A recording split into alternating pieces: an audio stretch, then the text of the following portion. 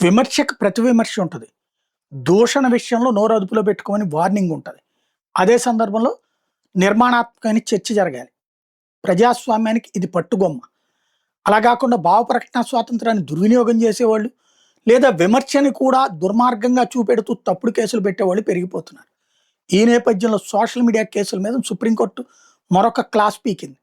ఏదైతే తెలంగాణ ప్రభుత్వం ఒక సోషల్ మీడియా యాక్టివిస్ట్ బీఆర్ఎస్‌కి సంబంధించిన అనుకూలమైనటువంటి యాక్టివిస్ట్ మీదన కేసు పెడితే సుప్రీంకోర్టుకి వెళ్తే సుప్రీంకోర్టు క్లియర్‌గా చెప్పింది. అంటే హైకోర్టు కొట్టేసింది ఆ కేసు. కానీ వీళ్ళు సుప్రీంకోర్టుకెళ్లారు అప్పీల్‌కి.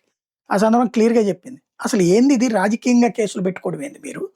రాజకీయాలకి దీనికి ఏంటి సంబంధం? మీకు సోషల్ మీడియా కేసుల్లో 3 విధానాలు పాటించండి. ఫస్ట్ అది చెక్ చేయండి. ఎఫ్ఐఆర్ గట్టిపడేయబాకండి కంప్లెయింట్ రాగానే. ముందు అది చెక్ చేయండి.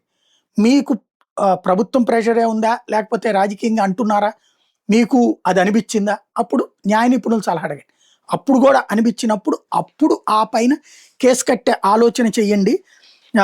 వాస్తవంగా విచారణలో ఫిర్యాదు నిరాధారమైనదైతే, దురుద్దేశపూర్వకమైనది అయితే వెంటనే కేసు మూసేయండి. లేదా పబ్లిక్ ప్రాసిక్యూటర్ సలహా తీసుకోండి. అంతేగాని పిచ్చి పనులు చేయొద్దని చెప్పింది సుప్రీంకోర్టు.